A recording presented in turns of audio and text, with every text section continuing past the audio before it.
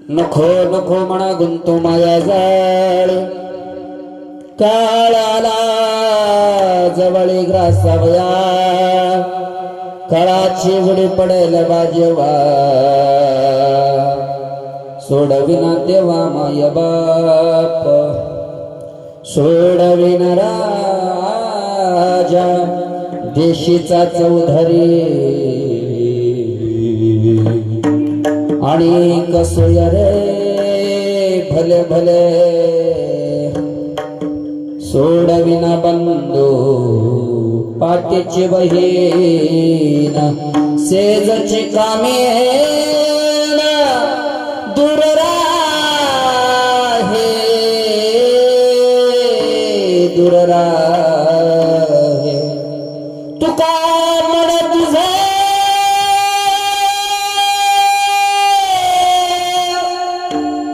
सोडविना कोणी कोणी का छत्रपाणी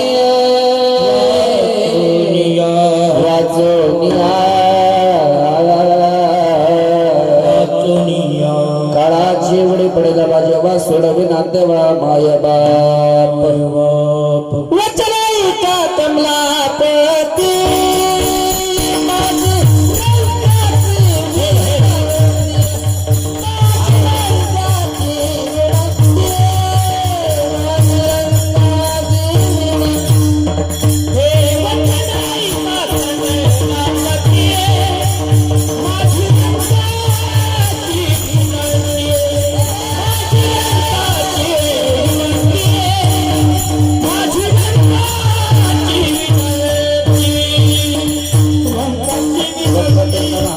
सूर्यकोटि समप्रभा निर्मल ब्रह्मदेव सर्व कार्येषु सर्वदा सर्वमंगल मांगल्य शिवे सर्वार्थ साधिके शरण्ये त्र्यंबके गौरी नारायणी नमोस्तुते गुरुर् ब्रह्मा गुरुर्विष्णु गुरुर्देव महेश्वरा गुरुर साक्षात् परब्रह्म तस्मै श्री गुरुवे नमः महायोग पीठे तटे भीमरथं वरं पुंडरीकाय दातुमनिन्द्रे समागतर्षन्दमान्नदन्नं परब्रह्मलिंगं भजे पांडुरंगं पांडुरंगाकरुं प्रथम रमण दुसरे चरण संतजा त्यांच्या कृपदाने कथेचा विस्तारू बाबाजी सद्गुरुदास दोघांचे यांचे स्किलिया स्मरण हो या सकळ विद्यांजाधिकरण तेचे वंदु श्री चरण श्री सद्गुरूंचे नमस्कार आता ओम नमः ज्ञानेश्वरा करुणाकरा दयाळा तुमचा अनुग्रह लादलो पावन झालो चराचरी वसुदेव सुतं देवं कंसचानूरमर्दनं देवकी परमानंदनं कृष्ण वंदे जगद्गुरु ज्या ज्या ठिकाणी हे मन जाय माझे त्या त्या ठिकाणी निज रूप तुझे मी ठेवी तो मस्तक ज्या ठिकाणी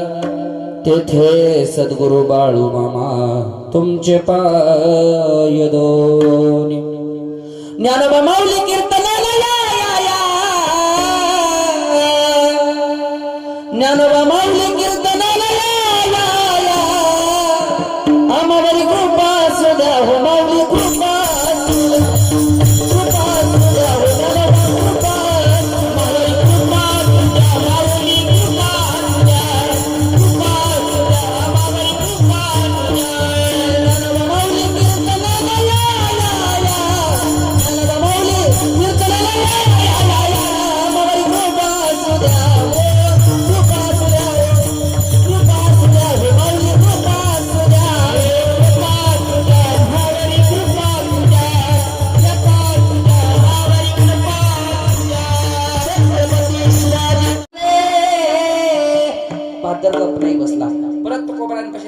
प्रश्न केला तुकोबराय समजा राजाने नाही सोडवला आई बापाने नाही सोडवलं नको सोडू द्या ओ तुकोबराय हजार लोकांच्या मध्ये जे अंगावरती अक्षर टाकून आणले ते वाचेल जो माझ्या पाठीवरती पाय देऊन दोघाच्या दाळाचा प्रकार एक आहे ते नाळ ज्याची माझी कापल्या गेली तो माझा भाव आहे तो तरी मला सोडवेल तुकोबराय पक्षर नाही बरं का तुकोबराय सांगतात सोडविना बंधुरा पाठीची बहीण शेजारची बायको दूर राहे दूर राहे दूर राहे बायको सुद्धा सोडवू शकणार नाही आई बाप सोडवू शकणार नाही राजा सोडवू शकणार नाही भाऊही सोडवू शकणार नाही आणि बहीणही सोडवू शकणार नाही साधकाच्या डोळ्यात पाणी आलं माझ्या या हो साधकानं दोन हात तिसरं मस्तक माझ्या तुकोबरायांच्या पायावरती ठेवलं आणि माझ्या तुकोबरायांना गोड प्रश्न केला तुकोबराय नाही सोडवत आई, मान्य केलं. नाही सोडवत बाप, मान्य केलं. तुकोबराय नाही सोडवत भाऊ, मान्य केलं. तुकोबराय नाही सोडवत बहीण, मान्य केलं. नाही सोडवत बायको, मान्य केलं. राजाही सोडवू शकत नाही, मान्य केलं. पण या जीवातनं जन्माला आल्याबरोबर या मायाबंधनातनं सुटका करायची. सांगा ना तुकोबराय काय केलं पाहिजे? तुकोबराय सांगतात, ज्या मातीमध्ये जन्माला आला, ज्या भूमीमध्ये जन्माला आला, ही संत भूमी आहे. कदाचित त्या संतांच्या पायावरती नतमस्तक हो. नाही होता आला तर देवाच्या पायावरती नस्तक हो. आणि जर तू तिथं नस्तमस्तक झाला तर 100% तो तुला सोडवेल. कारण तुका म्हणे तुझ सोडविना कोणी, एका चक्रपाणी वाचून या विठ्ठल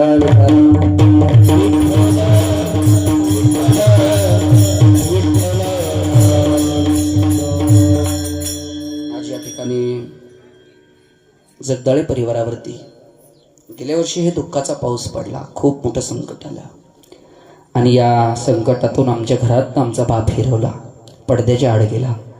आज राजेंद्र बाबा प्रति 1 वर्ष झालं आणि 1 वर्ष झाल्यावरती एकुलता एक मुलगा, या मुलाच्या सानिध्यामध्ये असणारी त्यांची पत्नी रंजना आई असतील, या लेकराला घेऊन पुढचा गाडा हाकायला सुरुवात केली. पण सांगू का, अर्धवट जर जीवनाची साथ सुटली, जीवन फार जड जातं जगायला बरं का. ऐकून जा, घेऊन जा. अर्धवट जर ह्या डाव मांडलेला डाव जर मोडला तर जीवनाची सगळी साथ सुटते. एका कवीने खोड सांगितलंय, अर्ध्यावर ते डाव मोडीला, खेळच बिघडला सारा. का पाखरा तुफान सुटला वारा, पाखरा तुफान सुटला वारा, पाखरा तुफान सुटला वारा. आजचा तो दिवस या रंजना आईसाठी बघायला गावतो. खरं तर हा दिवस कुणाच्या आयुष्यात उगवू नये असं प्रत्येक माऊलीला वाटतं. आज दीपक दत्तानं बाप गेल्यानंतर आजचं केलेलं हे गोड कार्य, हेमलताई असतील, सीमाताई असतील, या दोन्ही लेकींनी आज बापाला निरोप देण्याकरता या ठिकाणी उपस्थित आहेत. त्यांचा जमलेला हा पाहुणेरावळी शेज मंडप सोहळा रक्ताची नव्हे तर मानलेली नाती आहेत, रक्ताच्या नात्यामध्ये मिक्स होऊन आज या बापाला शेवटची पावती देण्याकरता घातलेलं कार्य. माझ्या वाटेला येणारं माझं जीव की प्राण, माझा लहान भाव असताना असणारा तुषार दादा या ठिकाणी फोन केला आणि त्या दादानं मला या परिवाराच्या अंतात शेवटच्या विधीचा तो जो बाप आहे, त्याचा आधार जो आहे, तो आधार निघून गेल्यानंतर त्या बापाचं कौतुक करण्यासाठी मला दिलेली ही संधी. विठ्ठल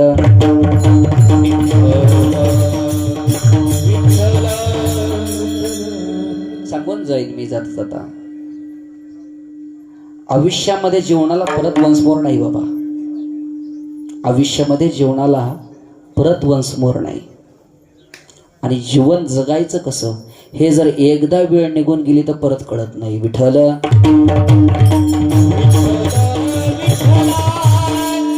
सांगेल मी, महाराष्ट्र फिरतो मी, मला रोज पाहायला मिळतं. जे मला तारीख देतं ते सुद्धा बेवडं असतं. कधी कधी त्याचं बी कौतुक करावं वाटतं. लागतं, करायला लागतं बाबा, करावं लागतं, त्याचं बी कौतुक करावं वाटतं. पण माणूस जन्माला आला की माणूस म्हणून जगावं. आता तरी सावध झालं पाहिजे. माणसाचा जन्म परत मिळणार नाही. हो, आपण पक्षी आहेत, आपण पक्षी आहेत, अजिबात नाही. आपल्याला वाचाय देवाना 2 हात दिले, देवाना 2 पाय दिले. कशासाठी? जेव दिला देहा भजन गोमाता, भजन गोमाता. देवाला देह दिला, हा त्याचं भजन करण्याकरता दिलं का? नुसतंच भोजन करण्याकरता दिलं? नुसतंच भोजन करण्याकरता दिलं का? नाही. पण आम्ही या जन्माला आलो की माया बांधणामध्ये गुंतलो. ओ महाराज, जीव जन्माला आला की आम्ही वचन दिलं. 9 महिने 9 दिवस आईच्या पोटामध्ये राहिलो आणि 9 महिन्यानंतर आम्हाला व्यथना सुरू झाल्या. काय सांगू आता गर्भीच्या यातना मज हो गेला नारायण. काय सांगायचं? ते यातना, इतके यातना आहेत, इतके यातना आहेत. देवाला आम्ही तेव्हा आठवलं, देवाला तेव्हा आठवलं. देवाला सांगितलं, देवा इतकं दुःख आहे या पोटामध्ये, इतकं दुःख आहे, आम्हाला यातनं बाहेर काढ देवा. देव म्हटला, बाळा तुला मी बाहेर काढेल, पण बाहेर काढल्यानंतर तू काय करशील? देवाला त्या बाळानं सांगितलं, आठवी न पायी हा माझा नव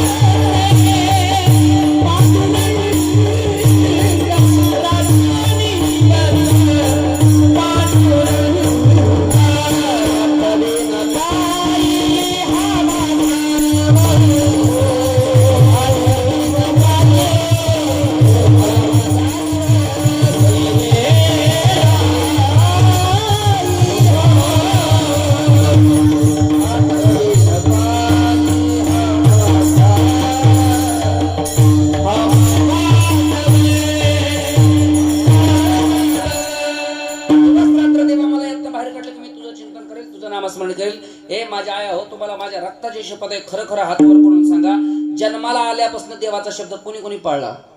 हात वर करून सांगा बाबा. ऐकायला येते माझं बोलणं?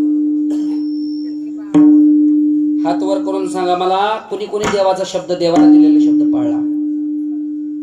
कोणीच नाही पाळला इकडे, कोणीच नाही. वेळ पाहिजे.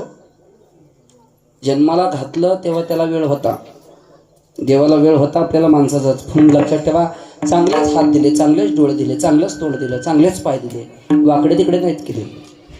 का नाहीत केले? की चांगला जन्माला घातला म्हणजे चांगल्या हाताने टाळी वाजवशील, चांगला जन्माला घातला म्हणजे चांगल्या मुखानं भजन करशील, चांगला जन्माला घातला म्हणजे चांगल्या नजरेने पाहशील, चांगला जन्माला घातला म्हणजे चांगल्या पायानं वारी करशील. पण जेव्हा पाय गळ्यात येतील ना, ज्यावेळेस कमरापासून खाली जाईल ना, तेव्हा वाटतं वारी केली असती तर बरं झालं. औट हात का मानवते अल्लाने तुझ दिया, औट हात का मानवते अल्लाने तुझ दिया, खाया पिया सुख से सोया, खाया पिया सुख से सोया,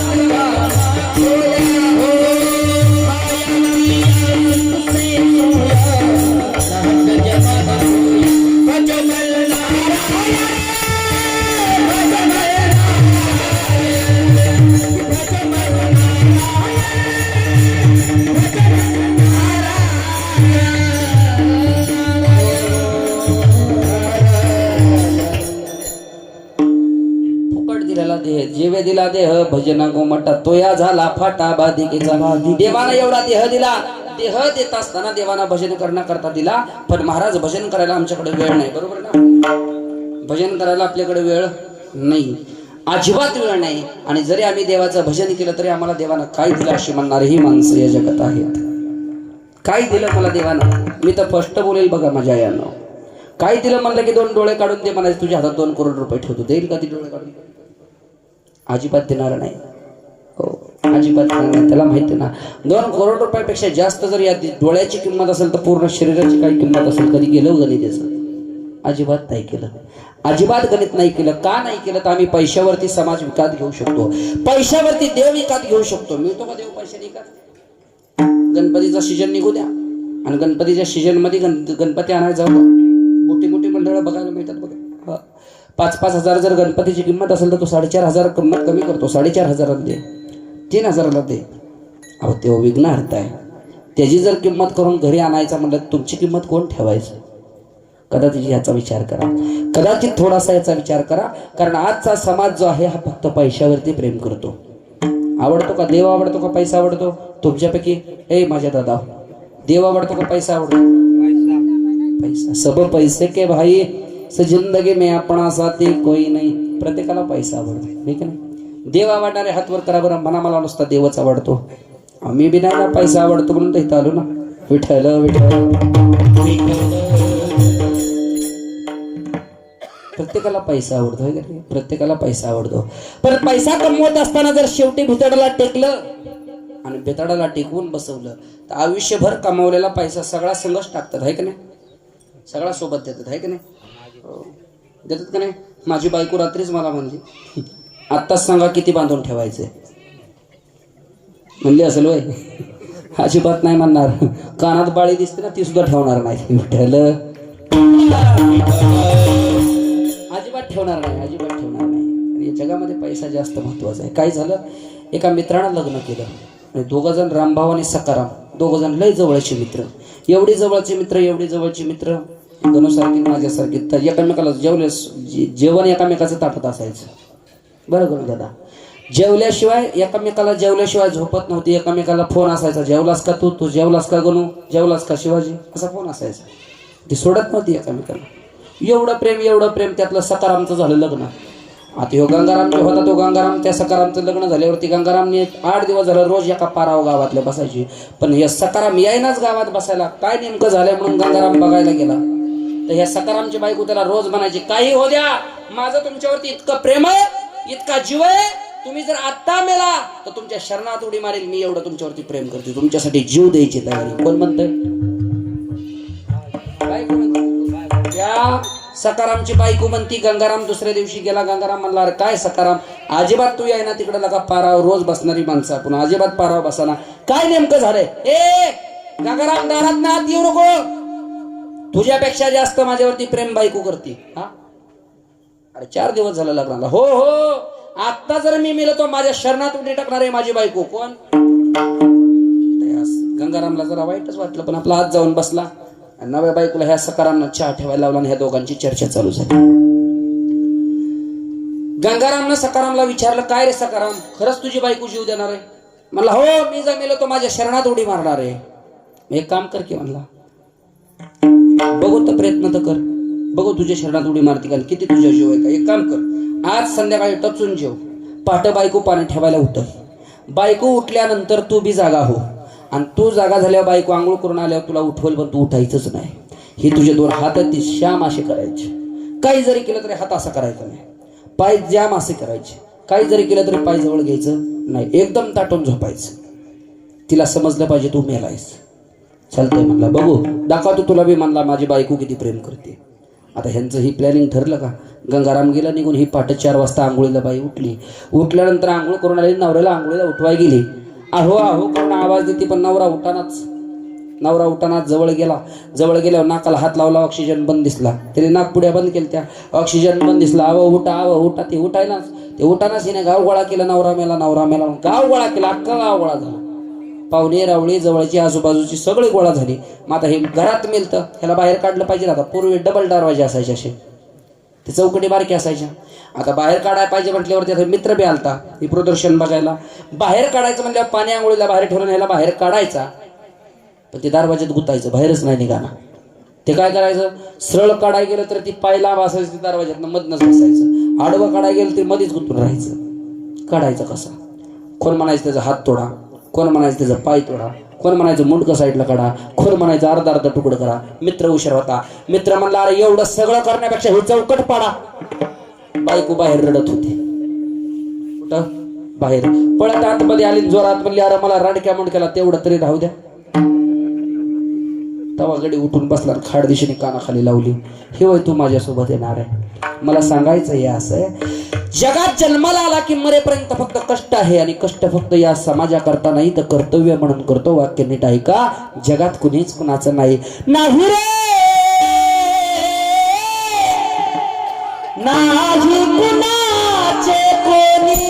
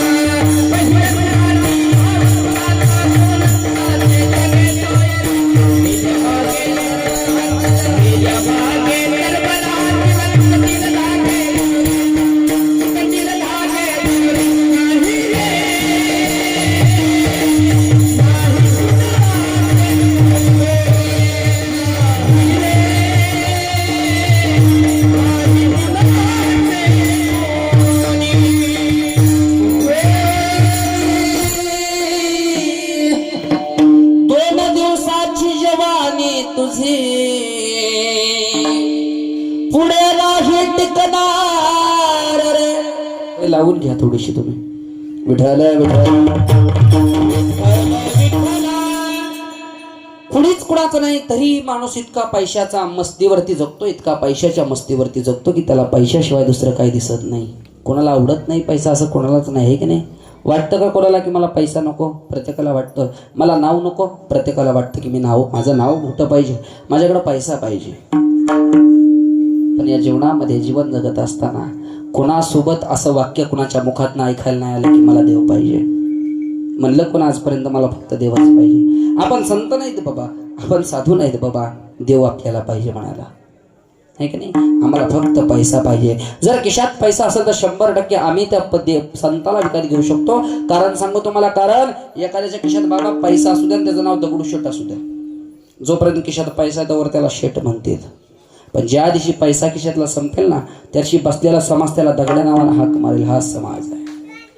एक तारी भजनामध्ये आमचे गुरुवर्य म्हणायचे बघा, लहानपणी ऐकायचो मी, जवळ आहे की पैसा टक्का तवर म्हणतील नाना काका, शेवटी पांडुरंग सका नका भुललासी. एवढंच नाही, एखाद्याचं लग्न निघू द्या आणि लग्न निघू द्या, ज्याला आमंत्रण नाही त्याला जेवायला बोलू द्या, तिचा जेवायला जाते. दुसऱ्या दिवशी जर ज्याचं लग्न झालंय त्याच्या दारात जर पोलिसाची गाडी असली ना, त्याच्या दारात जर पोलिसाची गाडी, आता त्याच्या दारात पोलिसाची गाडी काय येणार, हे दुसऱ्याची पळून आणल्यामुळे येणार. गाडी जर दारात उभा असली ना, मी रात्री जेवलेला जो त्याला दिसला ना, म्हणतो ए सांग की पोलिसाला ती माझ्यासोबत मनानेच आली, रात्री जेवलाच केला का माझ्यासोबत. शोभात तर म्हणतो तुझी माझी लांबपर्यंत संबंध नाही, दिसली रात्री पंगत म्हणून बसलो. जवळ आहे की दुर्योधन खायला जमतील अवघे जण, निर्वाणीला नाही कोण का भुललासी. निर्वाणीला म्हणजे वेळ शेवटीची जवळ आली की कुणी जवळ येत नाही, कुणीही जवळ येत नाही. लक्षात ठेवा. आतापर्यंत असं प्रत्येकाला वाटतं की देवानं माझ्या घरी यावं. अशी माझ्या समोर किती जण बसले, हात वर करा. कुणाला वाटतं देवानं माझ्या घरी यावं? जगदळे वस्ती कुणाला वाटतं? झोपल्या का काय सगळ्या? आमच्या इकडं माणसं मेल्यावर जाळतात. इकडं तालुक्याचा फरक असेल, मी एका मतीचा नाही बारामतीचा आहे. विठ्ठल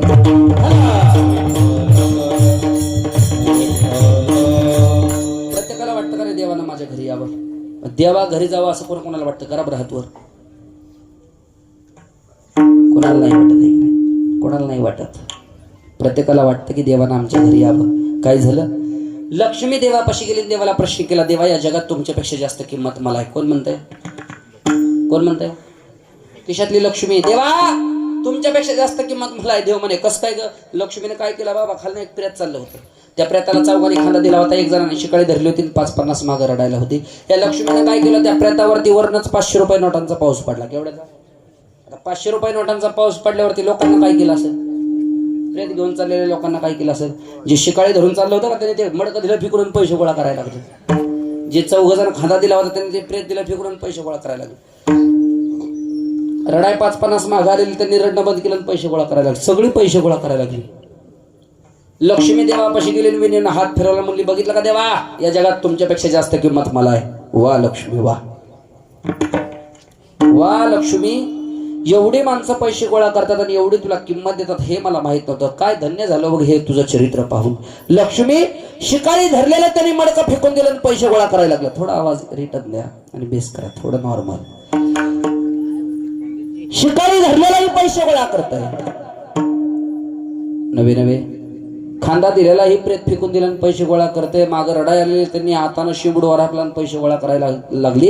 एक सांग लक्ष्मी, हिथून तिथून जी सुतुळीने बांधून आडवं आणलं ती का उठून पैसे गोळा करा ना? उत्तर तर लक्ष्मीकडेच होतं. थोडा इको कमी करा. उत्तर लक्ष्मीकडेच होतं. काय देवा, ती कसं पैसा गोळा करेल त्यात राम नाही. जिथं राम नाही तिथं तुमच्या माझ्या जीवाला कुठलीच किंमत नाही. देवा हे देवा आहे राम, हृदय मंदिरी शोधून पाहे. आता आला पाहिजे, जाणता आला पाहिजे. देव घ्या कोणी, देव घ्या कोणी, ऐता आला घर पोचणी. तो घेता आला पाहिजे, तो जाणता आला पाहिजे, तो मानता आला पाहिजे. आम्हाला देव जाणता येत नाही, मानता येत नाही सांगून जाईल गड्या हृदयाचं कान करून ऐका. देव जाणला माझ्या ज्ञानोबरानं, देव मानला माझ्या ज्ञानोबराने. नवे तहारी आला हाता मग कैसी भय चिंता. देव हातामध्ये आला तर चिंता मरून गेली. नवे याच्याही पुढे देव जाणला माझ्या तुकोबराने. कानोपात्राने देव जाणला, ज्ञानोबराने देव जाणला. नवे शांतीब्रह्म एकनाथ महाराजांना देव जाणला. देव प्रत्येकानं जाणला. सांगू तुम्हाला, समाज एवढा वेडा की समाजानं तुकाराम महाराजांना जाऊन विचारलं, तुकाराम महाराज देव कुठे दिसतो का, देव पाहता येतो का? तुकोबराय सांगतात, देव पाहावयास गेलो ते देवाची होऊन ठेलो. एवढंच नाही, तुकोबराने याच्याही पुढे सोपं सांगितलं, सांगत तो माशी भजारे विठ्ठला, नाही तर हे गेला जन्म वाया. माणसाच्या जन्माला आल्यावरती देवाला भजा, नाही भजलं तर तुमचा जन्म वायाला जाईल. एवढंच नाही, थोडस पुढे सरकतं का अजून महिला मंडळ सरा पुढे. विठ्ठल विठ्ठल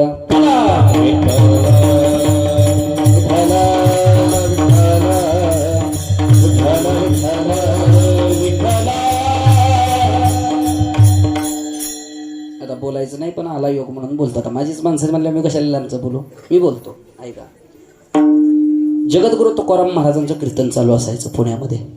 कुठं? पुण्यामध्ये. आपल्या हिंदू धर्माचे दोन संस्काराचे पाय आहेत, हे माणसाला 100% बाळगवले पाहिजेत. महिला मंडळ नीट ऐका. जगद्गुरु तुकोबरायांचं पुण्यामध्ये कीर्तन चालू होतं आणि छत्रपती शिवाजी महाराज कीर्तनाला येऊन बसायचे. ऐकताय का? छत्रपती शिवाजी महाराज कीर्तनाला येऊन बसायचे, पण 2 नियम होते महाराजांचे. त्यांच्या मातीतली माणसं आहेत आपण म्हणून ऐकून जा. 2 नियम होते महाराजांचे. पहिला नियम होता महाराजांचा, एक, महाराज कीर्तनाला यायचे पण ते कधी मागं बसायचे नाहीत, ते पुढे येऊन बसायचे. राजांचं सांगतो ते राजे होते. 2, महाराज कीर्तनाला यायचे, मागं बसायचे नाही, पुढे बसायचे. 2, महाराज कीर्तनाला यायचे पण कधी उंच टेकडीवरती बसायचे नाही, कारण त्यांना माहिती होतं ही जागा म्हणजे धर्माची जागा, इथं खाली मांडी घालूनच बसलं पाहिजे. विठ्ठल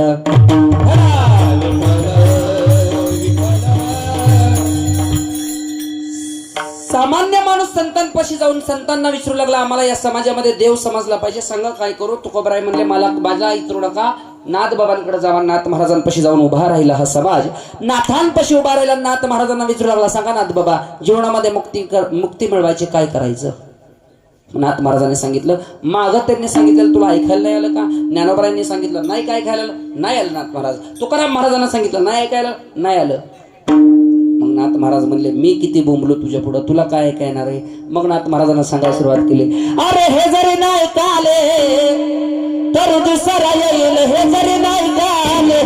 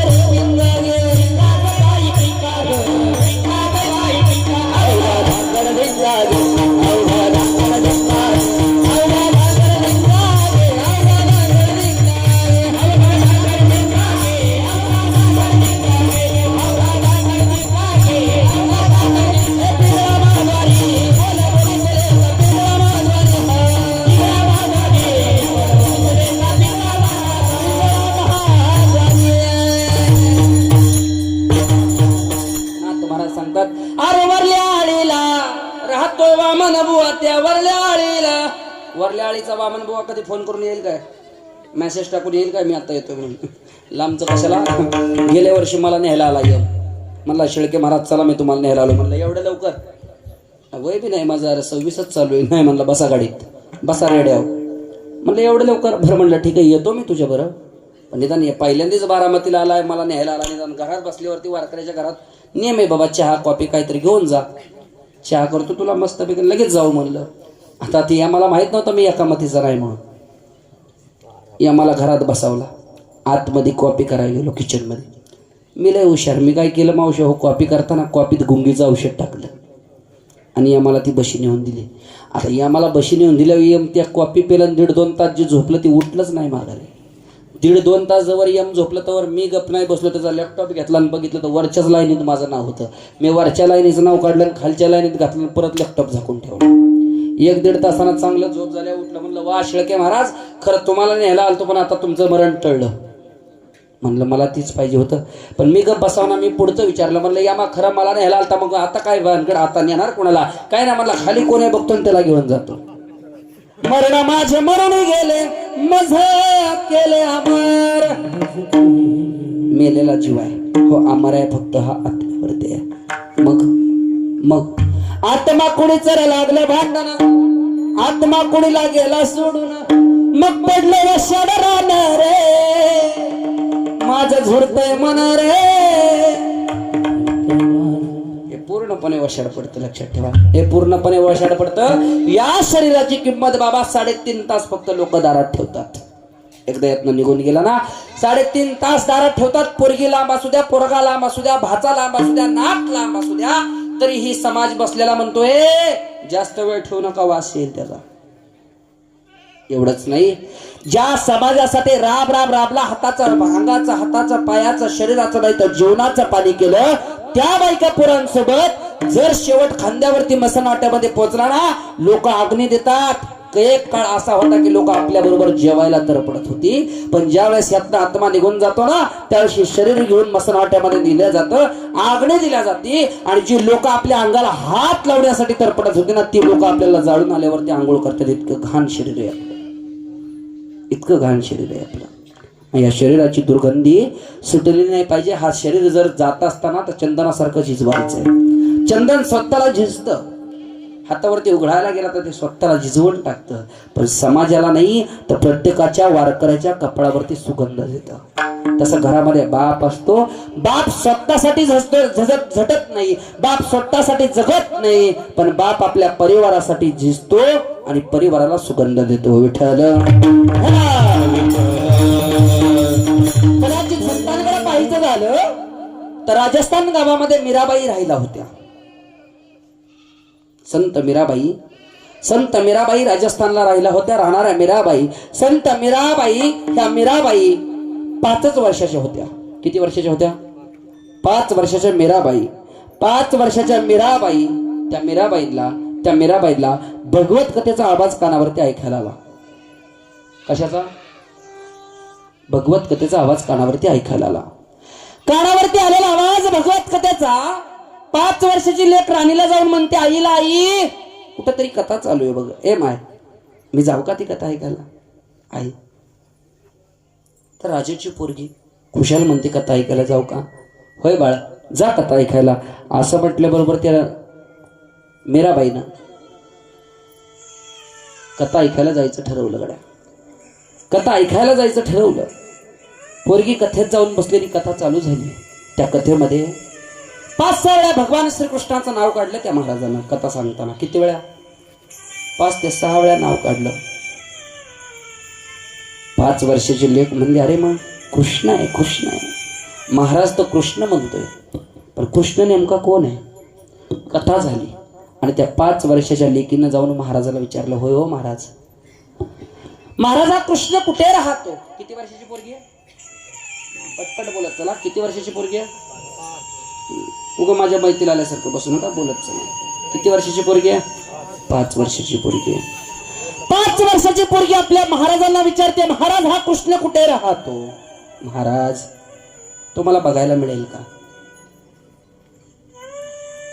कथाकाराने डोकंच खाजवायला सुरुवात केली. आजपर्यंत एकही व्यक्ती मोठी असून सुद्धा मला विचारायला आली आणि 5 वर्षाची लेक मला विचारते कृष्ण कुठे राहतो? महाराजांनी मागचा मोरचा विचार न करता सांगितलं, बाळ तुला त्याला बघायचंय का? हो बाबा, मला त्याला बघायचं आहे. एक काम कर, काल्याचं कीर्तन होते, मग काल्याच्या कीर्तना दिवशी दाखवेल तुला कृष्ण कसा दिसतो, कुठे राहतो. जी बाबा. पोरगी त्या दिवसापासून रोज यायला लागली.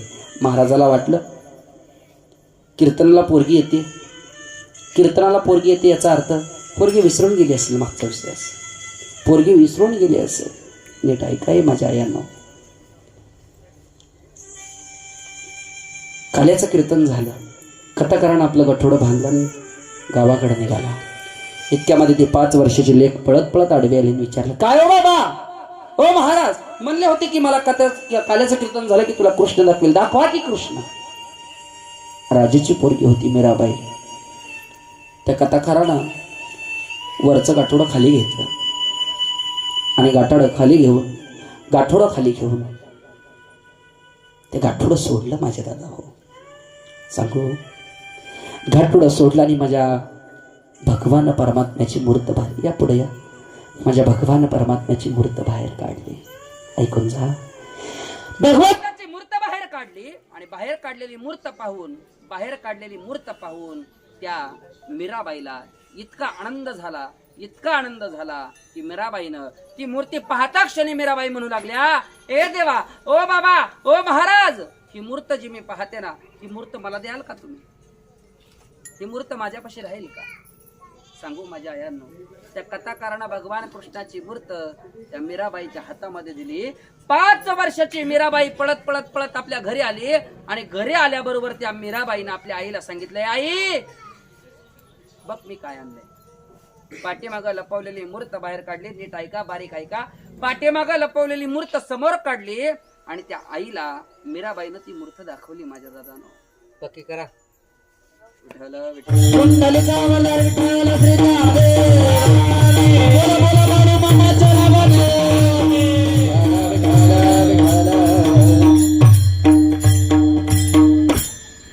काय सांगत होतो मी? कीर्तन कुठं होतो मी? मंजवडीत. मीराबाई, हा ऐकूचे ऐकताय, ऐका, हृदयाचं कान करून ऐका. 5 वर्षाची मीराबाई घरी आली आणि मूर्त आईला दाखवली. माय हे बघ ना, मी कथा ऐकायला जायची. आई बघ ना मी काय आणलंय, मला त्या कथाकाराने काय दिलंय. मीराबाईला विचारलं, काय दिलं मीराबाई? मीराबाईने सांगाव ना मला देव दिला. मीराबाई 5 वर्षाच्या होत्या. नीट ऐका, आवाज द्या थोडा. मीराबाई 5 वर्षाच्या होत्या आणि 5 वर्षाच्या मीराबाई म्हणतात, आई मला त्या कथाकारानं नवरा दिला. काय दिला? मला नवरा दिला आणि मी लग्न करून आले. अगं मीराबाई काय बोलते? कुणाशी लग्न केलं? पाठीमागं लपवलेली मूर्त समोर काढली आणि दाखवली, आई ही कृष्णाची मूर्त आहे. आता मी याच्यासोबत लग्न केलंय. हा माझा पती आणि मी त्याची पत्नी आहे. बारीक ऐका.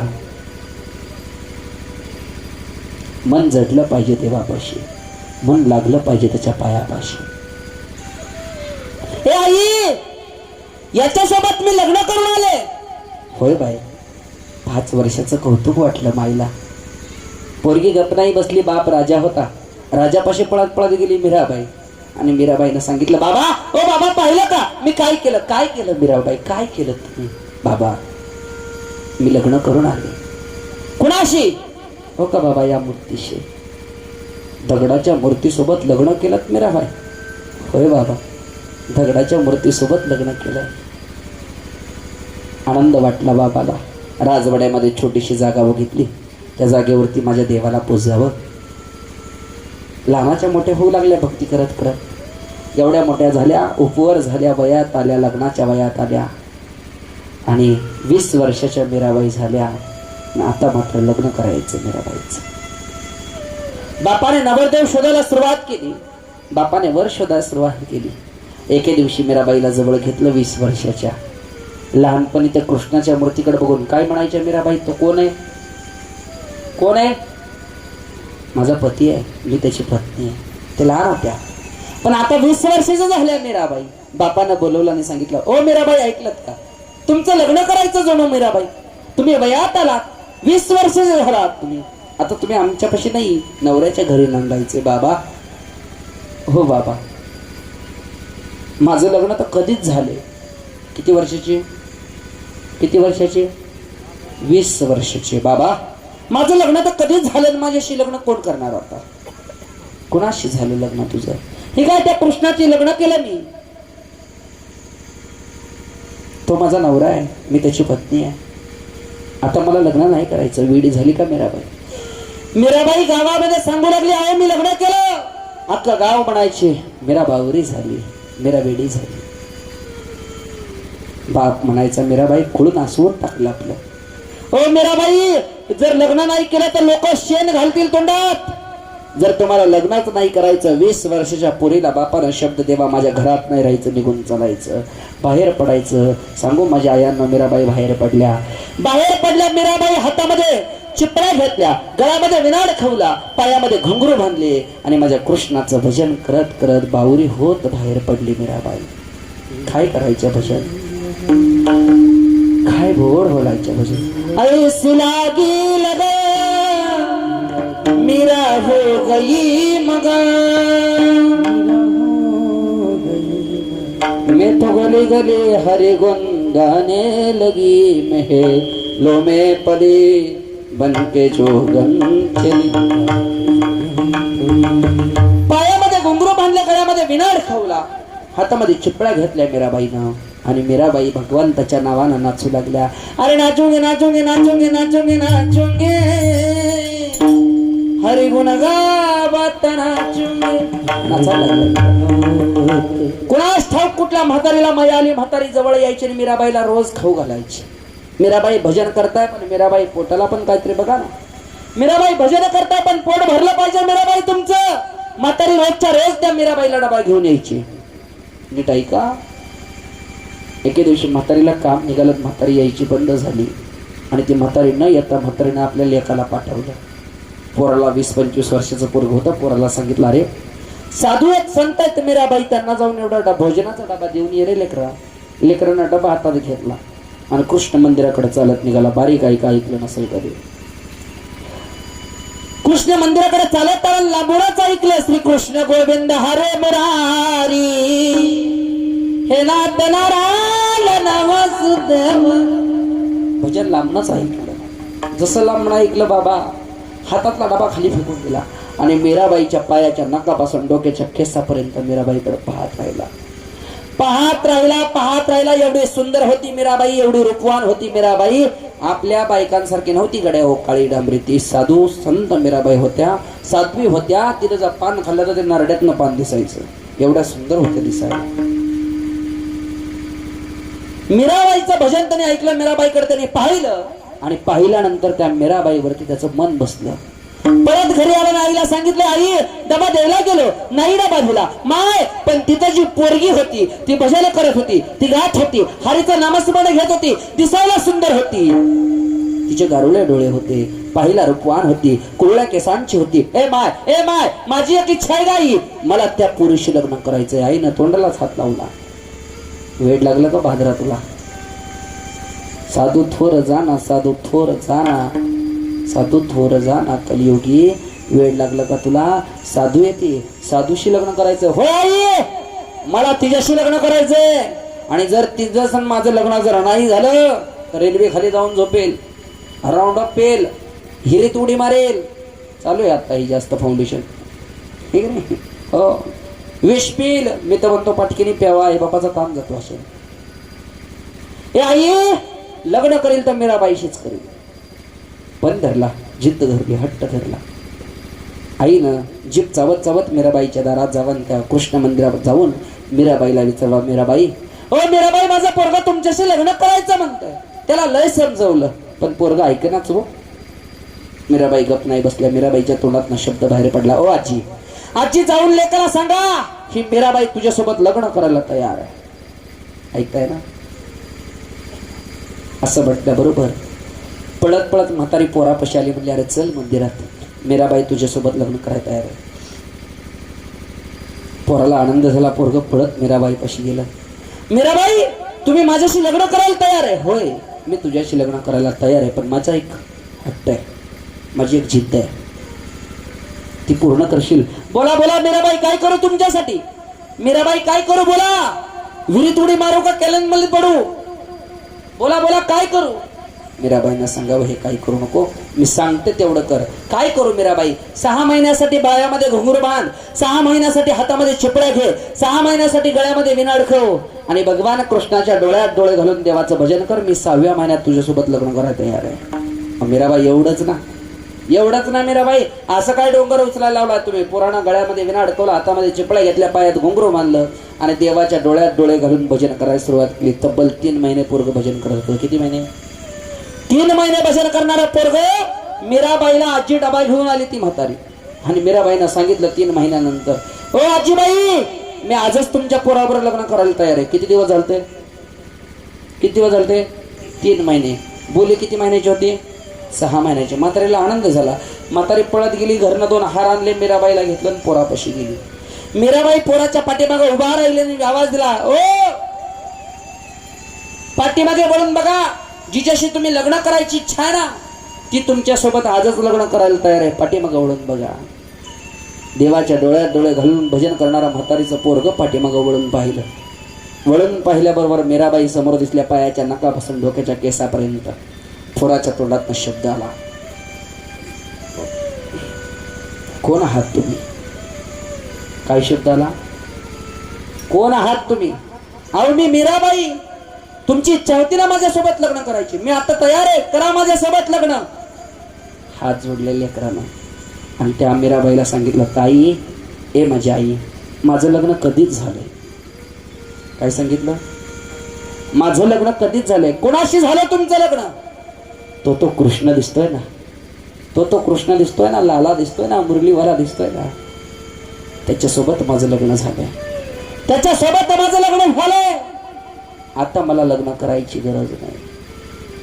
आता मला लग्न करायची गरज नाही. सांगू तुम्हाला, साधूच्या संगतीत गेलं की हे फळ मिळतं. साधूच्या संगतीत क्षणबंधुर नाही बरवासा व्हारे, सावध तोडा माया आशा. हे सगळं सोडून जर साधूच्या संगतीत गेला की संगत एवढी गोड आहे, साधूचं एवढी गोड आहे. संत संगतीचे काय सांगू सुख, आपणा पारखे नाही तेथे. साधू थोर जाना, साधू थोर, साधू थोर. किती मिनिटं पाहिलं होतं तुझ्याकडं? अर्धा तास बघत होता? नाही, नुसतं एकदाच त्या मीराबाईच्या प्रेमामध्ये पडला. एकदाच मीराबाईला पाहिलं. मीराबाईला पाहण्याचा परिणाम असा झाला, भगवान परमात्म्याशी नातं जोडलं. तो माझा पती आणि मी त्याची पत्नी आहे. याला मन मिळवणं म्हणतात. याला साधूच्या संगतीत गेला की देव भेटणं म्हणतात. वाक्य नीट ऐका. पण आमचं मन एवढं चंचल झालं, आमचं मन एवढं चंचल झालं, आम्ही या मनाच्या मागे जर गेलो, आम्ही जर या मनाच्या मागे गेलो तर तुकाराम महाराज म्हणतात, मन मार्ग गेला तो तेची मुखला, याच्याही पुढे मन इंद्रियाचा राजा, तयाची सर्व भावे पूजा. तुका मन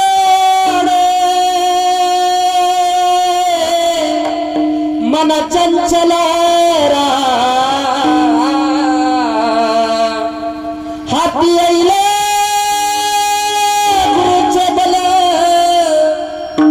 सांगतात. मन चंचले, मन चंचले, मनाच्या मागे जाऊ नका. जर मनाचं नाही ऐकलं तर या जीवनामध्ये फक्त गुरुच ऐकायला शिका. ते गुरु बळ देतील या जीवनामध्ये जगायला.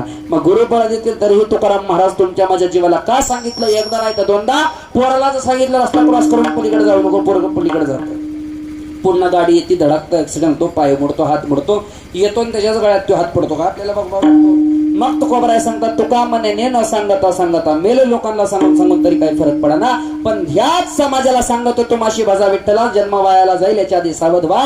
मग सावध होण्यासाठी साधक तुकोबरायांपाशी गेल्याने विचारलं, काय करू तुकोबराय सांगा ना. तुम्ही काय करू नका, तुमच्या मनाला सावध करा. अभंगाचं प्रथम चरण.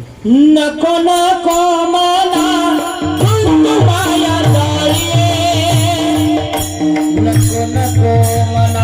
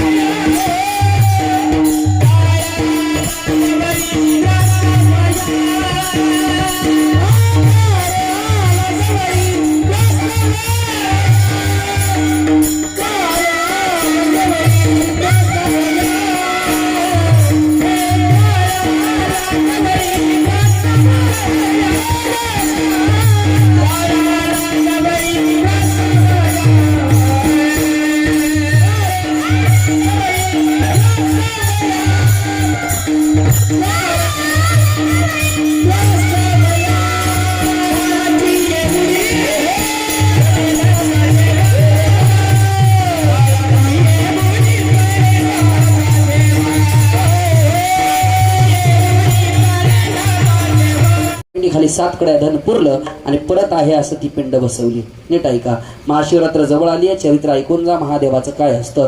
पिंड परत आहे अशी बसवली, आहे असं बसवल्यानंतर हे धन भविष्य काळात कोणाला तरी मिळावं याच्याकरता दगडाच्या शिळा पुढे उतरल्या. पहिल्या वेळी तिला विक्रकुंवराचे बालक असावे अधिक नसावे एक दिवस. विक्रकुंवर म्हणजे ब्राह्मणाचा मुलगा आणायचा. दुसऱ्या वेळी तिला महाशिवरात्र येईल माग मासे सोमवार दिवस साल शिंगोस्त.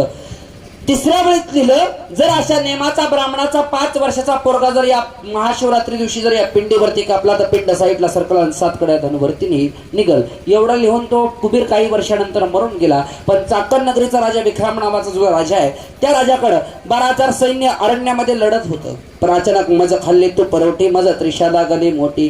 तूप रोटी खाल्ली, तहान लागली. तहान लागल्यानंतर हे धन कोणाला तरी मिळावं याच्याकरता त्या राजानं काय करावं, याच्याकरता त्या राजानं ताण भूक लागली. मग 2 घोडे सजवले, 2 घोड्यावरती बसला आणि पाण्याच्या शोधाने निघाला. पाणी शोधत असताना अचानक इंद्रायणी नदी दिसली. त्या इंद्रायणीच्या किनाऱ्यावरती गेले, चुळगुळणा केला आणि वरती येता क्षणी ते महादेवाचं देवळ दिसलं. ऐका, महादेवाचं देवळ दिसलं. राजाने प्रधान देव घोड्यावरून खाली उतरले.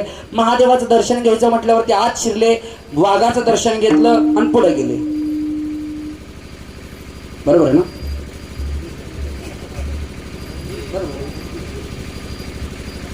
बुवा म्हणतो तीच खरं. झोपला का काय? महादेवाच्या मंदिरात वाघाचं दर्शन याड लागलं का बुवाला? महादेवाच्या मंदिरात शिरला, नंदीचं दर्शन घेतलं. फरलांग पुढे जाताच अचानक त्याला ते दगडाच्या शिळा हाताळलेल्या दिसल्या. राजाने त्या शिळा वाचल्या. पहिल्या वेळीत वाचलं ब्राह्मणाचा पोरगा पाहिजे, दुसऱ्या वेळीत वाचलं 5 वर्षाचा पाहिजे, तिसऱ्या वेळीत वाचलं जर महाशिवरात्रीला या पिंडीवरती ते पोरगा कापलं तर पिंड साईडला सरकल आणि 7 कड्या धनवरती येईल. हे वाचलं. एखाद्याला दारूची नशा असते, गांजाची नशा असते, ताडीची नशा असते, प्रेमाची नशा असते. तोच एक नशा आहे, ती म्हणजे पैशाची नशा. एकदा डोळ्यावाली किती उतरत नसते, एकदा डोळ्यावाली किती उतरत नसते. नीट ऐका. तो राजा ताबडतोब आपल्या राजवाड्यावरती आला. 12,000 सैन्य इलवाट केली आणि राजानं आणि प्रधानानं नीट ऐका गावामध्ये सुरुवात केली चौकशी करायला. त्या राजानं प्रधानाला सांगावं, प्रधाना 12,000 सैन्य आपापल्या घरी गेलं, अख्खा महाराष्ट्र शोधून काढा आणि ब्राह्मणाच्या घरी जाऊन सांगा पोरगा पिंडीवरती कापायचाय, पोरगा राजाला दत्तक द्या. देतील काय? गोपाट रचलं. जावा त्या ब्राह्मणाच्या घरी जाऊन सांगा राजाला धनी नाहीये, गादीवरती बसायला कुणी नाही, राजाला पोरगा दत्तक द्या, पोरगा उद्या राजाचा राजकुमार होईल. मुलाच्या वजना इतका पैसा घ्या. त्याच गावामध्ये मी थोडं धावतं सांगतोय, त्याच गावामध्ये मुशापर नावाचे ब्राह्मण होते. त्या सिमुले होते आणि दोघे चौघे, त्या मुंजा वगे 5 वरे देवा गोड होबी आली. बघा अमृत, ते शिवलेलं अमृत ग्रंथामध्ये 5 मुलं होते आणि 5व्या नंबरचा पोरगा महाशिवरात्री दिवशी जन्मलेला होता. तुषारगडा जन्मलेला पोरगा, 5व्या दिवशी जन्मलेला पोरगा, 5 वर्षाचा महाशिवरात्री दिवशी जन्मलेला पोरगा. त्याची जन्मकुंडला पाहिली तर तो पोरगा त्या नेमात त्या स्थितीत बसणारा पोरगा होता. पळत प्रधान राजापाशी गेल्यानं सांगितलं, काम आपलं जुळलं गड्या, आपलं काम झालं गड्या. हो राजे, आपलं काम झालं. राजानं काय केलं, हो काकी पोरगा आमच्या राजाला दत्तक द्या असं प्रधानानं सांगितलं. प्रधानानं सांगितल्याबरोबर आईनं मनात विचार केला, 5 पोरं आहेत मला, माझा नवरा काकेमध्ये झोळी अडकवतो, तोंडाने मुकाय कानानं बाहेर आहे, काकेमध्ये झोळी अडकवतो, 5-10 घरी भिक्षा मागतो, तेव्हा माझं घर चालतं. ब्राह्मण काकीने मनामध्ये विचार केला, जर हेच पोरग उद्या जर चाकण नगरीचा राजा झाला तर मी एका राजाची आई होईल. ऐकताय ना? आईनं भावनेनं लेकरू ताब्यात दिलं. मुलाच्या वजना इतका पैसा घेतला, गरिबी होती, श्रीमंती वाढली. पण एके दिवशी महाशिवरात्र उद्या म्हणता राजा स्वतः स्वार्थी झाला. राजा रथ हकत त्या काकींच्या दारात उभा राहिला आणि काकींना सांगू लागला, हो एक दिवशी राजा त्याच्या घरी गेला, बुद्धिबोध केला, संपत्तीचा रे देवा. राजा त्या काकींच्या घरी गेला, बुद्धिबोध संपत्तीचा केला आणि काकी उद्या महाशिवरात्र एकादशी आहे बरं काकी, तुमचा तो मुखानवरा, तुमचं ते 5 वर्षाचं लेकरू आणि तुम्ही आपल्याला रात्री 11 वाजता महादेवाच्या देवळात इंद्रायणीच्या किनाऱ्यावरती अभिषेक करायला जायचे. कशाचा करायचा होता अभिषेक? बाळाच्या रक्ताचा. बाळ त्या पिंडीवरती कापायचं होतं हे त्या काकीला माहित होतं. असं वाटायचं काकीला, उद्या महाशिवरात्र एकादश आहे, माझा लेकरू त्या काकीने म्हणायच्या माझा लेकरू त्या राजाला द्यायचा आणि राजा उद्या गादीवरती बसवणार. ऐका ऐका माझे खदानो, महाशिवरात्री दिवशी राजा 11 वाजता रथ घेऊन त्या काकींच्या घरी गेला. 3 जण माय बाप बाळ त्या तिघांना रथात बसवलं. स्वतः रथ हकत इंद्रायणी तिरी रे होता शुद्धेश्वर तया धनेश्वर नाव त्याचे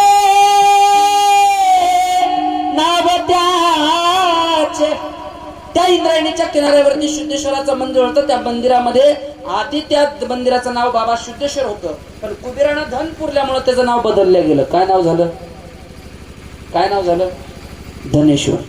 अगोदर नाव काय होतं? शुद्धेश्वर. पण धन पुरल्यामुळे त्या महादेवाला धनेश्वर असं म्हणू लागले. ऐका झालं असं राजा आईबाप आणि ते 5 वर्षाचं बाळ त्या मंदिरासमोर येऊन उभा राहिले. राजाने आई बापाला खाली उतरवलं, लेकराला खाली उतरवलं आणि राजाने सांगायला सुरुवात केली. आई बापाला सांगितलं, काय हो काकी, जावा इंद्रायणीमध्ये वल्या पडद्याने जाऊन आंघोळ करून या, मग तुमच्या लेकराच्या हस्ते अभिषेक घालायचा. राजाने सांगावं, ब्राह्मण काकीने ऐकावं. काकी उठल्या, आपला तो मुख्य नवऱ्याच्या हाताला धरलं, लेकराच्या हाताला धरलं.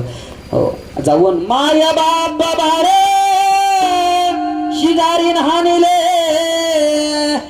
आई बाप आणि बाळ स्नान करण्याकरता आतमध्ये गेले. वरती येतात राजाने सांगायला सुरुवात केली, काकी वाईट वाटतं सांगायला, पण काकी काळजावरती दगड ठेवून एक वाक्य ऐका. ओ काकी, ही पिंड दिसतोय काकी? होय राजा. काकी, या पिंडीखाली 7 कडा धन आहे. असेल राजा. मग ओ काकी, मला तुमचा पोरगा दत्तक नाही घ्यायचा. मग राजा, ओ काकी, हृदयाचं कान करून ऐका, ही जी पिंड दिसती ना, या पिंडी खाली 7 कडा झाले. 12 वाजून 5 मिनिटाने तुमचं पोरगा या पिंडीवरती कापणार आहे, पिंड साईडला सरकणार आहे आणि 7 कडे धन मला वरती मिळणार आहे.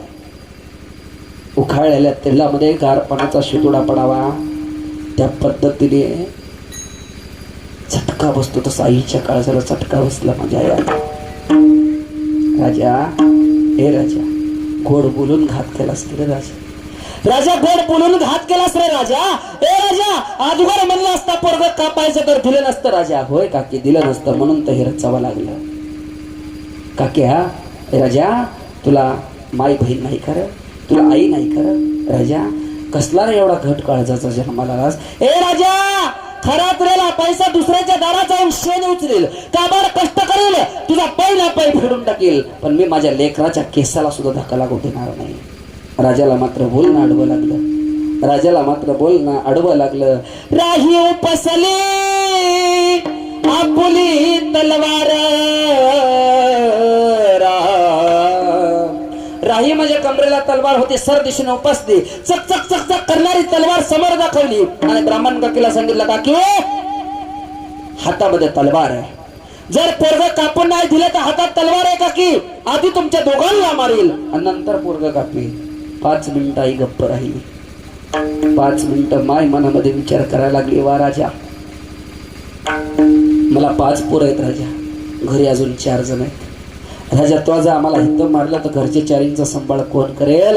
ए राजा, असं समजू, एक झाला नाही म्हणून सोडून दे, तुला काय करायचं ते कर, आम्ही चाललो पुढे. सोडावे नात्या वा माय बाप. राजा, तुला काय करायचं ते कर, आम्ही पुढे चाललो. राजाने सांगायचं, पुढे नाही जायचं, मला यात तुमची मदत पाहिजे. काय मदत पाहिजे? आईने धरावे, बापाने आवरावे, राजाने करावे छगन त्याचे, राजाने करावे छगन त्याचे. आईनं पाय धरावं, बापानं डोकं धरावं आणि राजानं वर्ण तलवारीचा वार करावा. लक्ष द्या, हृदयाचं कान करून ऐका. ऐकलं नसेल दृष्टांत कधी, घेऊन जावा घरी. आज महादेवाचा सोमवार आहे, घेऊन जावा या माझ्या या मातीच्या देवाचं चरित्र. कारण आज सांगू, येते ह्या महाशिवरात्र आहे आणि या महाशिवरात्री दिवशी जर हे चरित्र नुसतं ध्यानात आणलं ना, तर ही स्वप्नात महादेवाल्याशिवाय राहणार नाही, एवढं गोड चरित्र आहे. राजानं त्या ब्राह्मण काकीला सांगितलं, काकी तुमच्या मुखानवऱ्यानं बाळाचं डोकं धरायचं, राजा आईनं पाय धरायचं आणि राजाने वर्ण तलवारीचं त्या बाळाला वार करायचा. राजा, कसं तुला बघवत रे हे राजा, 5 मिनिटं ही राजा गप्प राहिला नाही. थोडं धावतं सांगतो मी. राजानं 5 वर्षाच्या लेकराचा पाय धरला, गरगर फिरवलं, दम दिशेने त्या पिंडीवरती आडवं केलं. आईनं पाय धरलं, बापानं डोकं धरलं आणि पंडितजी तलवारीने धार पुसाय राजानं सुरुवात केली. सुरुवात राजानं धार पुसायला केली. इतक्यामध्ये 12ला टायमिंग होता. इतक्यामध्ये 5 वर्षाच्या बाळानं पाहिलं, आईनं पाय धरले, बापानं डोकं धरलं आणि राजा तलवारीची धार पुसतोय. कदाचित माझी आई मला सारखी धमकी द्यायची घरी असताना, लेकरा दूध प्यायला त्रास दिला की तुला बाबाच्या हातनं मारील म्हणायची. शाळेत नाही गेला की तुला एखाद्या बाबाच्या हातात देईल बरं, रोजच्या रोज शाळेत जा, अशी धमकी द्यायची. कदाचित माझ्या आईनं तिचे शब्द पूर्ण केले की काय. किती वर्षाचं होतं ते? 5 वर्षाचा चिमुरडं होतो. कदाचित माझ्या माईनं माझे तिचे शब्द पुरे केले की काय. सांगू का माझ्या आयांनो, त्या लेकरानं आईला आवाज द्यायला सुरुवात केला. जोरात जोरात आईला आवाज द्यायला सुरुवात. आई कुठं गेलं ग तुझ्यातलं मायपण? आई कुठं गेली ग तुझं मातृत्व? त्या लेकरानं सांगायला सुरुवात केली, कुठं गेली माझी आई, करमत नाही आई ग, हे आई ना ग आई मला वाचवना घाई, हे ना ग आई मला वाचवना घाई. हे आई मला वाचवना. हे आई राजाला सांग मला मारू नको. हे आई जर मला तुला मारायचं होतं तर 9 महिने 9 दिवस पोटात कशाला ठेवलं बरं? पोटात ठेवलं, बाहेर आल्यानंतर ज्यावेळेस डोळ्यात काजळं घालत होती त्यावेळेस डोळे काढायचे होते. आजचा दिवस बघायला मिळाला नसता. आईचा हुंदका दाटवून आला.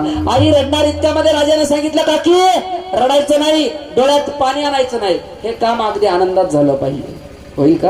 आनंदात होईल का? ऐका ऐका ऐका. कंठ शोक झाला माथे,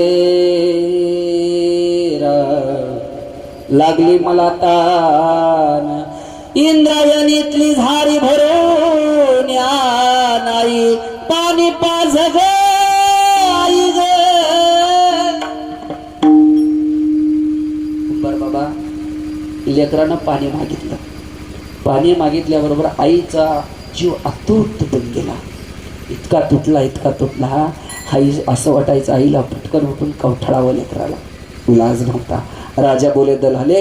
इतक्यामध्ये आई करत राहणारं पोरगं तोंडाला फेस आला. पण इतक्यामध्ये राजहंस पक्षाची जोडी शुद्धेश्वर उर्फ धनेश्वराच्या देवळावरती शिखरावरती बसलेली होती. महाशिवरात्री होती. जिकडे बघल तिकडे महादेवाचा जय जयकार चालला होता. त्या पक्षिणीने पक्षाला बोलायला सुरुवात केली, काय हो आज महाशिवरात्र एकादश आहे, बघल तिकडं महादेवाचा जय जयकार चाललाय. या चाकण नगरीमध्ये शुद्धेश्वराच्या देवळामध्ये उर्फ धनेश्वराच्या देवळामध्ये चाकण नगरीचा राजा विक्रम ब्राह्मणाचं पोरगं कापतोय. आजच्या एकादशीला जर पोरगं कापलं तर पुढच्या एकादशीला लोक 4 पायाचं कापाय घाबरणार नाही. पक्षाने उत्तर दिलं, काय ग, आपल्याला देवानं नाही हात दिले ना, पाय दिले ना, वाचा दिले, आपण त्या लेकराला कसं वाचवू? पण महादेवाच्या दारातले पक्षी होते. महादेवाला धावा केला, महादेवाला प्रसन्न करून घेतलं. महादेवाला सांगितलं, देवा आम्हाला फक्त वाचा दे आणि एवढीच वाचा दे की आम्ही जेवढं काय बोलतो तेवढं फक्त त्या लेकराला ऐकायला जाऊ दे. तथास्तु म्हणल्यावरती त्या पक्ष्यांना वाचा फुटली. पक्षी बोलायला लागले, पक्षी बोले बाळा सावध तू होई, मुखी नाम घेई राघवाचे. पक्षी म्हणतात, बाळा सावध हो, मुखामध्ये नामस्मरण त्या राघवाचं घे, तो राघव तुला वाचवायला येईल. अरे ते 5 वर्षाचं बाळ आई बापाकडे बघायचं, राजाकडे बघायचं बंद केलं. वरती शिखराकडे बघायला लागलं. वरती शिखराकडे बघणारा बाळ म्हणतं, सोडविना माय बाप जवळ असून सोडवणात, काय बाप सोडवणा, राजाचा पैसा खाल्लाय. पण सोडविना राजा देशीचा चौधरी, राजा सोडवू शकत नाही. 7 कड्या धन पाहिजे. मग सांगणा तुझा देव तरी कसा सोडवेल? त्याला माझ्या रक्ताची ताण लागली. ए बाळा असं बोलू नको, देव 100% सोडवल. पण देवाला त्याचं नाव नाही तर त्याच्या संताचं नाव घेतलेलं आवडतं. देवाला भक्तीचा भाव आवडतो. मग सांगा ना कोणचं नाव घेऊ? राघवाचं नाव घेऊ. कोण आहे तो राघव? विठोबार नाही. पैसा खाल्लाय, राजा वाचवू शकत नाही, त्याला 7 कड्या धन पाहिजे. तुमचा देव कसा वाचवेल? त्याला माझ्या रक्ताची ताण लागली. रक्ताची ताण लागली ही पार्वती मातानं कैलासात ऐकलं. पळत पळत पार्वती माता महादेवापाशी गेली, प्रश्न केला. पार्वती बोले, देवा पशुपती ऐसे बालक किती बक्षिशिले. पार्वती म्हणते, देवादी देव महादेव आहात तुम्ही, आतापर्यंत अशी लेकरं किती खाल्ली? पार्वती माता अशी का म्हणते म्हणून महादेवानं तिसरा डोळा उघडला. अर्धांगी पार्वती घेतली, डवळा नंदी सजवला, पापणी खाली पडत नाही इतक्या वेगामध्ये महादेव त्या मंदिरापाशी आले. डवळा नंदी गुप्त केला, पार्वती माता गुप्त केली आणि स्वतः एका वाघाचं रूप धरून आतमध्ये शिरला. डरकाळी फोडली, माय बाप राजा मरण पावले. आई बाप राजा जागेवरती मरून पडले. ऐका आई बाप राजा जागेवरती मरून पडले. 5 वर्षाचं लेकरू उठलं, पळत जाऊन त्या पिंडीला कवठाळून धरलं. ऐका बरं, कवठाळून धरल्याबरोबर वाघाच्या रूपात आलेल्या महादेवानं विचार केला, जर यांनी वाघाचं रूप बघितलं तर हे बी मरून पडल. त्याने ते रूप सोडलं, महादेवानं ते रूप धरलं. गज चर्म व्याघ्रांबळ कंठी शोभे वासुकी हार भूत वेताळ नाचती हर्ष उत्तम उमापती. महादेवानं ते रूप धरलं. त्रिशूळ टेकवत महादेव त्या पिंडीपाशी आले. पिंडीवरती स्वस्त अस्वस्थ झाले. देवबळी सविले बालक मांडीवरी. महादेव बसले त्या पिंडीवरती. ते 5 वर्षाचं लेकरू उचललं, मांडीवरती बसवलं. मांडीवरती बसवल्याबरोबर ते महादेव त्या बाळाला म्हणतात, देव बोले बाळा, तुला झालो मी प्रसन्न, माग मज काही वरदान. ए बाळा, प्रसन्न झालो, तुला माग, तुला काय मागायचं ते. आपल्यासारखं असतं तर म्हणलं असतं, देवा मंजवडे 2-4 मजली बंगला दे, 40 एकर रान दे, फॉर्च्युनर दारात दे. आहे का नाही? 5 वर्षाच्या लेकरानं काय मागावं? 5 वर्षाचं लेकरू म्हणतात, आई बाप एका साईडला पडून मरून पडल्यात, राजा एका साईडला मरून पडल्यात, ह्याच्या अंगावर कापडं नाहीत, हे वाघाचं रूप घेऊन आलंय, इथं वाघाचं कातडं निसून आलंय, आणि हे काय मला द्यायचंय? 5 वर्षाचं लेकरू म्हणतं, बाळ बोले देवा तुझं नाव काय? उठव बाप माई गावचा राजा. तुला जर मला काय द्यायचं असेल तर आई बाप उठवून गावचा राजा उठव. आपलं असतं तर म्हणलं असतं, हे देवा आई बाप मेल्यात, त्यांना उठव, राजा मरतोय, मरू देते, परत उठून का पण. 5 वर्षाच्या लेकराला मनात विचार करावा, देवा जर राजा मेला तर त्याची प्रजा उपाशी राहील. देवा लक्ष द्या माझ्याकडे, त्याची प्रजा उपाशी राहील. देवा राजाला उठव. देव बोले बाळा घे जा उद्दकन हानीचे तेच निर्वाणेच्या मरुत. देवाना सांगावं, महादेवाला पाणी घातलं त्याला जे पिंडीतनं साईडला येतं ते पाणी घे, या तिघांवरती शिंपड, तेच यांचं अमृत असेल. त्या 5 वर्षाच्या बाळानं पळत गेला, पाणी घेतलं, तिघांवरती शिंपडल्याबरोबर झोपेतनं उठल्यासारखे 3 जण उठून बसले. महादेवाला पायाच्या नकापासून डोक्याच्या केसापर्यंत महादेवाला न्याहाळलं त्या राजानं. चाकण नगरीच्या राजा विक्रमानं पायाच्या नकापासून डोक्याच्या केसापर्यंत न्याहाळलं. मनात विचार केला, हा दुसरा तिसरा कोणी नाही, साक्षात महादेव आहे. साष्टांग दंडवत त्या महादेवाच्या पायावरती घातलं. बोला हर हर महादेव. साष्टांग दंडवत त्या राजाच्या पायावरती, देवाच्या पायावरती घातलं. महादेव पिंडीवरनं उठले, हातामध्ये त्रिशूळ होता, फक्त पिंडीला टच केला, पिंड साईडला सरकली, 7 कड्या धनवरती आलं. राजा जा हे धन घेऊन. नेला असेल का राजानं? राजा म्हणला, देवा जान बची, लाख रुपयाची, धनाला काय जाळायचं आता? केलं तर कशासाठी? लेकरानं पाहिलं, लेकराच्या तोंडाकडे पाहिलं आणि माझ्या कोबराने लेकराकडे पाहून कौतुक केलं. राजा, हे राजा, लेकराचे आईबाप जवळ होते राजा, सोडावे ना तेव्हा माय बाप. राजा तू जवळ होता, धनाच्या लोभी असणारा राजा तू सुद्धा सोडवू शकला नाही. सोडावे ना राजा देशीचा चौधरी आणि कसोय रे भले भले. कदाचित पक्षांच्या रूपात भगवान परमात्म्याने यावं, लहान लेकराला सांगावं देवाचं नामस्मरण घे, कारण तुका म्हणे तुझ सोडाविना कोणी, एका चक्रपाणी वाचून या. दृष्टांत संपला. ज्या दृष्टांतामध्ये मिळालेलं जे धन आहे ते धन खरखर त्या ब्राह्मणाच्या घरी पाठवलं. खरोखर तो राजा, ते 5 वर्षाचा ब्राह्मणाचं पोरग त्या चाकण नगरीचा राजा, पुणे जिल्ह्याचा राजा झालं आणि इंद्रायणीच्या किनाऱ्यावरती माझ्या माऊलींची सेवा करायला सुरुवात केली. तो राजा, साक्षात तो राजा वनामध्ये जाऊन तो राजा भगवान परमात्म्याचं नामस्मरण करत बसला. हा दृष्टांत शेवटचा झाला. सांगेल मी, मला सांगायचं यातून एवढंच होतं की या जगामध्ये देवाशिवाय आपल्या जीवनाला सुटका नाही. तुकाराम महाराज अभंगाच्या शेवटच्या चरणात सांगतात, तुका म्हणे तुझ सोडविना कोणी, एका चक्रपाणी वाचून या. ज्ञानेश्वर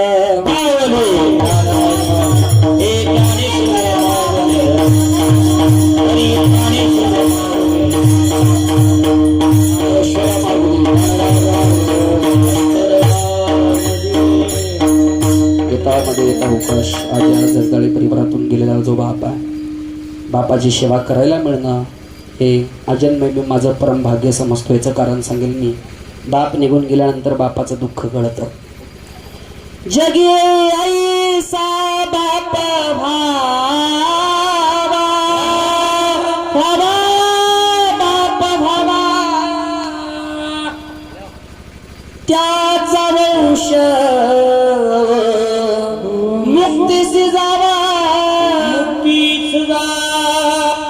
असा बाप जन्माला आला पाहिजे. आजचा जो वंश आहे तो वंश पाहता क्षणी त्या बापाचे डोळे आज भरून आले असतील.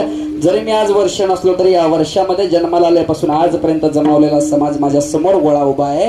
कुठल्या ना कुठल्या रूपात हा बाप या समाजाकडे पाहत असेल, कुठल्या ना कुठल्या रूपात त्या बापाचे डोळे भरले असतील. आणि खरं सांगू माझ्या माता भगिनींनो, बाप निघून गेला की जीवनाचं सगळ्यात मोठं दुःख असतं. सीमाताई नीट ऐका, जीवनामधून जर बाप निघून गेला, बाप नावाची चादर जर संपली, बाप नावाची चादर जर फाटली, तर दुःख नावाचा गारठा कधी संपत नाही. लक्षात ठेवा, दुःख नावाचा गारठा कधी संपत नाही. कारण सांगू, कारण 2012ला माझा बाप मला सोडून गेला. त्या दिवसापासून आजपर्यंत कदाचित एक एक दिवस विचार जर केला तर असं वाटतं शिवाजी तुझ्यासोबत तुझा बाप 21 लाखाच्या गाडीत हिंडला असता आज. पण बाप निघून गेल्यानंतर बाबा कळतं बापाची किंमत. बाप स्वाभिमान बाळा त्याच्या कणखर खळा. लेख होती बापाची, लेख. कोणतं गाव देहूमध्ये निरोप आला, तुकाराम महाराज गेले. हा देहूचा निरोप माझ्या भागीरथीच्या कानावरती पडला. भागीरथीने प्रत्येकाला येऊन विचारायचं, दादा पाहिला का माझा बाप? हो आई, माझा बाप दिसला का तुम्हाला? सांगा ना माझा बाप कुठं भेटेल का? सांगा ना माझा बाप कुठं भेटेल का? एकुलती एक तुकोबरायांची पोरगी रडायला लागलो. सांगा ना माझा बाप कुठं दिसला का? पुरीनं आज या दोन्ही लेकरांना हा बापाचा फोटो हृदयाला लावावा आणि सांगावं, बाबा गेले कोण्या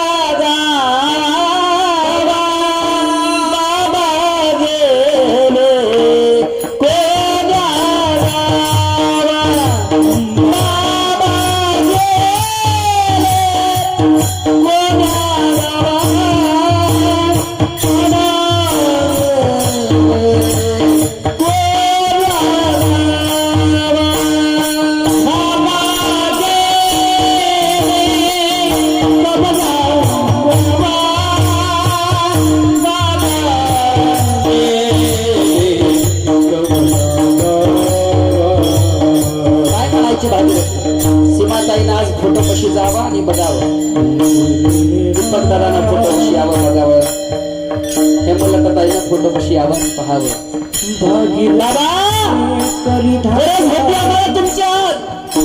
गरज भागवली नाही बाबा. भारतावर डाव मांडलेला खेळ सोडून गेला बाबा. मांडलेला डावामध्ये आम्ही खेळत होतो बाबा. कदाचित दारात आलेल्या पुरीच्या डोळ्यात घेऊन यावे, दारात आलेल्या डोळ्यावरती बापाने पाहावं की दारामध्ये तुला दिला गेलं ना बाळ. ज्या दारामध्ये नांदी असणार लेकरा, कुठली वाईट खबर माझ्या कानावरती आलं नको बाबा.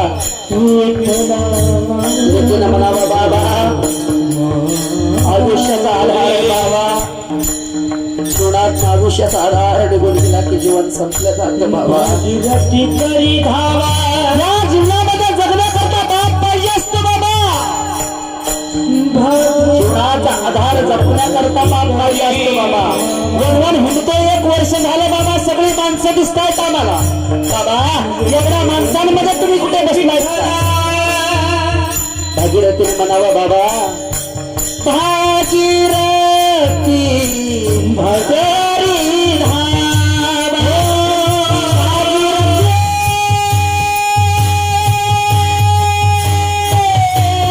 भगरी धावा,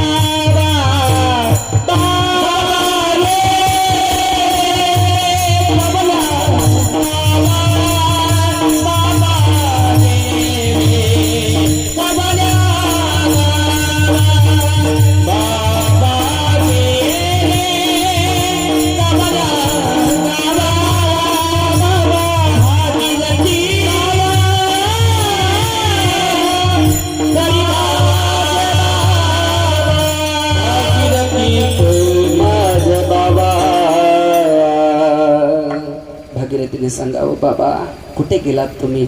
तुकोबरायांनी गरुडावर बैसोनी माझा कैवारी आला. तुकोबरायांना घेऊन माझ्या देवाना दारात उभा राहावं, दारात उभा राहावं. तुकोबरायांसाठी भात करावा, भात पाण्यासोबत खावा लागला. मग माझी भागीरथी रडायला लागली. तुकोबराय सांगतात बाई का रडती? मग तुकोबरायाने सांगितलं बाबा दुःख याचं नाही म्हणून तुम्ही आलात म्हणून रडत नाही, तुम्ही जाणार आहे म्हणून रडत नाही, पण दरिद्री पुरीच्या दारात आलाय, पाण्यासोबत भात खावा लागतोय म्हणून रडते. वेल्लेश्वर अशी पुजले दूध नंदीचे गाडीले म्हणून रडते. बाबा बापाचं जेवण झालं, माझ्या तुकोबरायांचा जायचा शेवटचा क्षण आला. त्यावेळेस तुकोबरायांनी पाठमोरीकडे तोंड करून उभा राहिलेल्या भागीरथीकडे बघावं आणि सांगावं, भागीरथी आता जातो मी, आम्ही जातो तुम्ही भागीरथी, कृपा सुद्या भागीरथीकडे तोंड केलं होतं. भागीरथीने पुढं पाहिलं होतं आणि तुकोबराय पाठीमागणं हा शेवटचा अवंग म्हणत होते, आम्ही जातो तुम्ही कृपा सुद्यावी, सखळा सांगावी, विनंती माझी, विनंती माझी, वाड वेळा झाला उभा पांडुरंग, वैकुंठ श्रीरंग आम्हा बोलावे. निघून गेल्या बाप गेल्यानंतर जे दुःख आहे या परिवाराला जाऊन विचारा. आज या ठिकाणी तुषारदादाकडून ही आलेली माझ्याकडे ही शिवा, सगळे पाहुणे रावळ्यामध्ये उभं राहायचं म्हणजे जरा बरं वाटतं, मजा येते.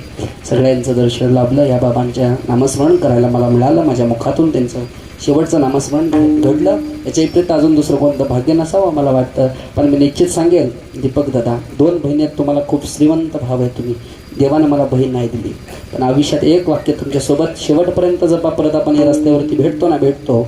दीपक दादा दारात उभा राहिलेल्या दोन्हीही बहिणी, आयुष्य तुम्ही त्यांच्यापेक्षा लहान असाल मोठे असाल मला माहीत नाही, पण एक वाक्य नीट ऐका, हृदयाचा कान करून ऐका.